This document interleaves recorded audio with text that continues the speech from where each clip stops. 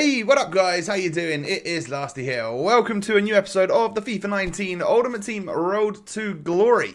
This is episode number 22, I believe. And a whole bunch of you seem to miss yesterday's episode. If you have missed it, you want to catch up before watching this one, check the top right corner. I'll leave a card there. And if you could continue to share your amazing support on the series by smashing a thumbs up, that would be brilliant. Now that we got that out of the way, let's get into today, shall we? So you guys know what the team's looking like. I'm starting to get a little bit used to this one, and I'm really liking the players.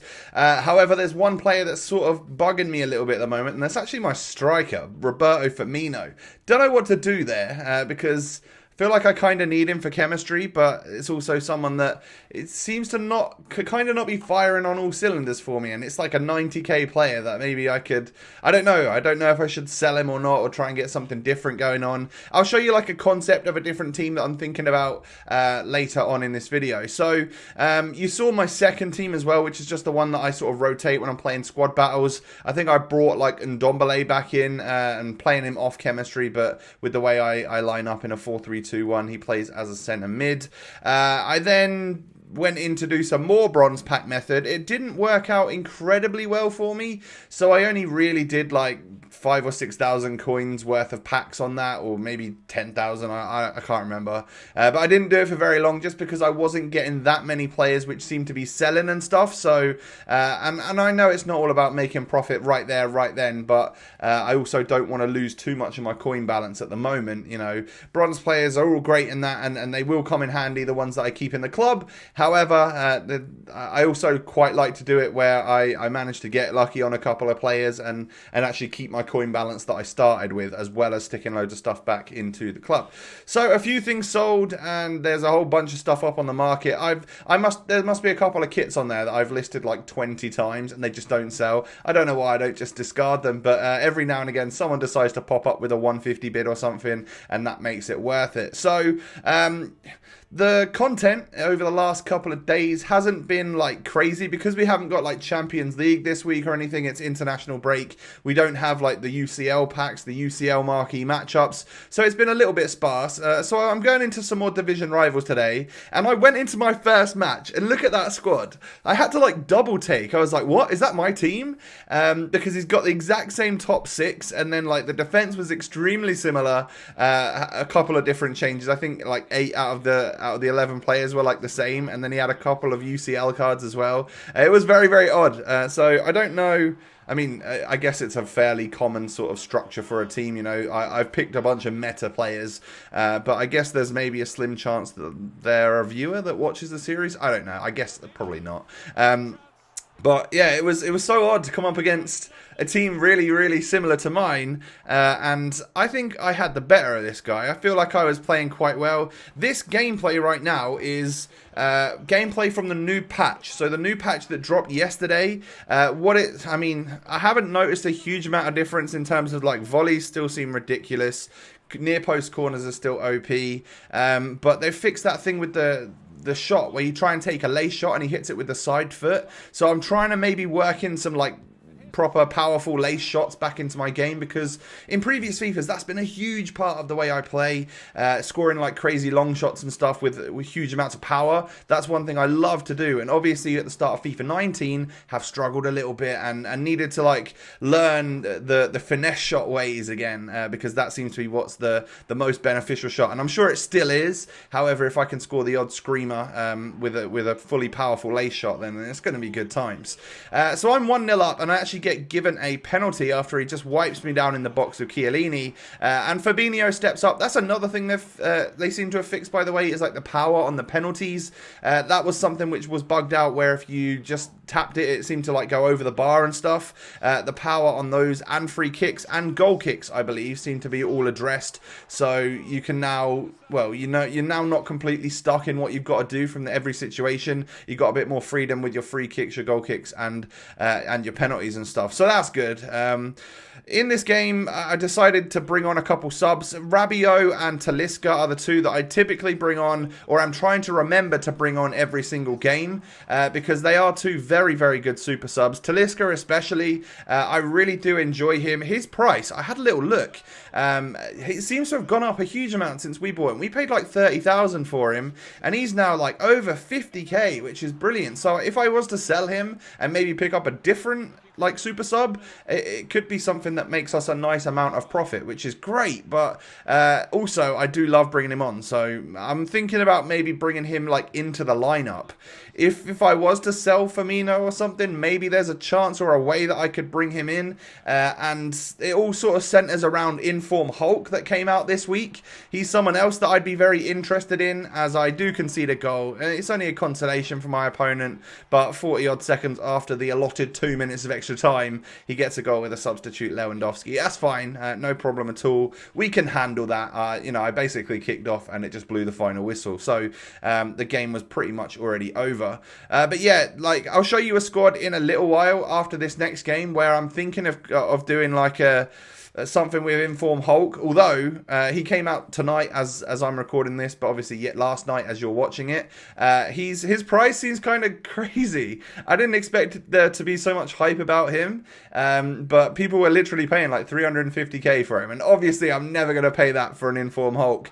I genuinely thought he might be 50,000 coins, maybe more, but not anywhere near 100, or let alone 350. That just seems ridiculous. But I guess we need some promo packs, some SBCs or something, for people to want to continue to open packs and get that saturation going on the market, so that I can pick up a nice cheap Hulk. That would be quite nice. But in this next game, I come up against an opponent who has a nice looking Serie A team. I go 1-0 up with a nice little volley from Fred. I believe I pass it into Fred here with Firmino once again, and I go for a perfectly green time finesse shot, and Fred scores another goal. For a centre midfielder, he has a ridiculous contribution rate. And I don't know, that's when I use him on my main account as well. He does the same. I just really like the way he plays on this game. He's one player where the height doesn't seem to be a massive issue for him. Like, height in midfielders is very important, but for Fred, it don't matter. For some reason, his stats are just great, and he outperforms that rating, in my opinion, by a huge amount. Definite player I want to try and keep in the team if possible. So I go 3-0 up. I was able to sort of weave inside, get a nice goal with Heung-min Son. So it looks as though this new patch, like, I'm playing a bit better on the gameplay, or my opponents hadn't gotten used to it maybe, or, you know, I was just on a little bit of form, because normally at this sort of skill rating, this is the highest skill rating I've ever been, like mid 1600s, and this is normally the point where I get to, and then I lose like 4 on the bounce and get sent all the way back down again, nearly to like relegation levels, to go from Division 4 to Division 5. So it's good that maybe we're starting to learn a little bit and improve. My confidence levels going into the weekend league have shot up a little bit. I don't expect to do very well, and that's the way I'll just be in my head, because, you know, I know how the weekend league can be a very tilting experience, very stressful times, and as soon as I get a couple losses on the trot, then obviously my head's going to absolutely go, and I'll probably lose like 10 on the bounce or something. But after playing quite well the last couple of days, it does give me a little bit more confidence that I might be able to hold my own. So I'm somewhat looking forward to it, especially after what a few of you have said about how it's maybe less stressful than Division Rivals, which is kind of crazy if that's the case. I guess there's quite a wide spread of players, and you could match people who aren't at your skill level, whereas obviously in Division Rivals, it's always someone on the same skill level as you, so it's always going to be a very tough game. So I nearly bottled this one.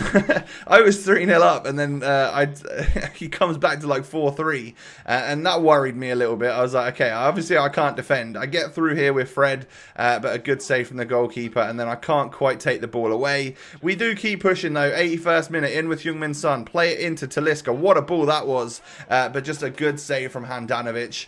I rate the Handanovic that I've got as well. I know he's conceded 3 goals for me and 4 goals for my opponent, but like still seems to be one of the better keepers out there. I do like his distribution, and he does come up clutch in them one-on-one situations more than any other keeper that I've used anyway. I know that you're still quite likely to let a goal in a one-on-one, but he's done a good job at stopping 1 or 2 of them compared to none that other keepers would have, which would have happened with a different goalkeeper. So I get a second win, 2 wins out of 2 today, and we're obviously starting to build up the FUT Champions points once again. I am up to nearly 1700 skill rating now, which is good and probably going to be quite difficult. And I feel like we're just pushing our way into solidify rank number 3. That's fine. I know that I'm never gonna. I'm not. It's not going to happen. I'm not going to get up to rank 2 or rank 1 when I haven't played the weekend league. And it seems like the levels are crazy. People are getting the 12,000 from the weekend league, and then they're playing like 10 games a day or something. There's some really dedicated people out there with a lot of time to play FIFA. That's kind of awesome, but also terrible at the same time, because it means I'm pretty much always going to get rank 3. Oh well, it doesn't matter. Like, I'm still thinking about taking untradeable rewards this week, and you'll see them in tomorrow's episode, and that would be like 4 mega packs or 2 tradable mega packs. I'm not too sure what to do, but I'm thinking about going untradeable again. So that was the squad. If you didn't see it right there, which I was thinking of doing, it would be to bring out like Lucas, Firmino, Fabinho, and Fred, to bring in Dele Alli, Talisca, Paulinho, and Inform Hulk. And I don't know if that would be a wise move, a terrible move. I figure my squad right now is probably kind of better, but for some reason Firmino's not clicking for me. I'm not really sure what to do with that, because he's an expensive player, and if I'm not getting on with him, I want to try and bring someone different in that I will get on with. So yeah, I'm struggling at the moment. A straight swap could be to bring in Paulinho and Inform Talisca. Like, I could bring them back into the starting 11 and probably replace literally Fabinho and Firmino. I think that could work out for us, but same time, like, is that good? I like Fabinho. He's working out for me well, whereas it's just Firmino that's not. And as I say that, Firmino literally scores a goal. It's a good header, to be fair. That's about the only thing I've really noticed him doing in the past couple episodes. I'm struggling with him. Fred's scoring more goals than Firmino, which is kind of crazy considering it's a centre mid versus my out-and-out striker. But that might just be the way that we're building up. You know, we're in a 4-3-2-1. Maybe I'm using my wingers more and then cutting it back to a midfielder who's on the edge of the box to hit that crazy OP, like, finesse shot or something. That just might be a way that our build-up play is working. And Firmino might be doing more in the background than I'm even thinking about, like holding off defenders and making people bring defenders to try and block him and stuff, which leads to open space in other places. I don't know. But this game was going really well for me. Went 3-0 up. Nice start to the game. Whereas right at the very start of this game, when it was 0-0, I was like, oh my god, this opponent's actually pretty good. I feel like I'm going to lose this one. So at half-time, you can see it's been a very even game. If anything, my opponent looks to have had a better half. Way better pass accuracy, 4 more shots on goal than I've had. But yeah, I'm the one that scored a whole bunch of goals. So I go for the finesse with Fred once again, because I'm going to try that every single time, because it seems to be working a huge amount for me. And then Milinkovic-Savic scores a belter. That's a lone Milinkovic-Savic as well. Scores a belter of a finesse shot. Just that does happen. It just does. Simple. And then, well, he plays it across. I can't believe that's somehow not gone in the back of the net, but we still remain 3-2 up. It's going to be tough to hold on to this one. As you can see, Talisca's on. Rabiot's on. I've made my substitutions. But after I perfectly slide tackle Lewandowski there to block the OP finesse, it just falls to him again. And on the 4-star weak foot, he's able to volley at top bins. And that, my friends, is the equalising goal for my opponent, which really sucked considering I was 3-0 up. I thought I had my surefire goal there with Talisca. It didn't quite work out for us. And then, would you believe it, in the 92nd minute, it just falls to him. I feel like I can't get a defender there to block anything, to tackle him, to switch to the right player.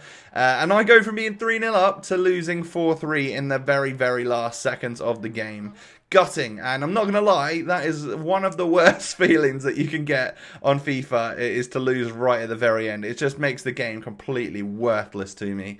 Although it pushed me up a tiny bit, and I guess being about a third of the way through the ranks there, I'm guessing we're safe for tomorrow morning. I guess we'll see. Yeah, I could be rank 4 rewards now. I don't think so. I think we're safe. But yeah, that's going to be the end of the episode, guys. Let me know what you think about that 4-2-2-2 side with Hulk, Talisca. I feel like I might be having a bit of a like silly moment there, thinking of possibly switching to that, because this does look really, really OP. I'm just struggling with Bobby at the moment up top, and I wonder what we can do. Can we bring anyone else in? If I sold him for like 90k and I had like 140k, who could I bring in? Maybe switch Fred to central centre mid, and then we couldn't afford Lukaku, I guess. Could we afford Harry Kane? I don't know. I'm thinking of potential options, but I still don't quite understand where we could go with that. Guys, do me a favour, smash that thumbs up on the video, subscribe to the channel if you're new around here. Have a lovely day, and I will catch you next time. Peace.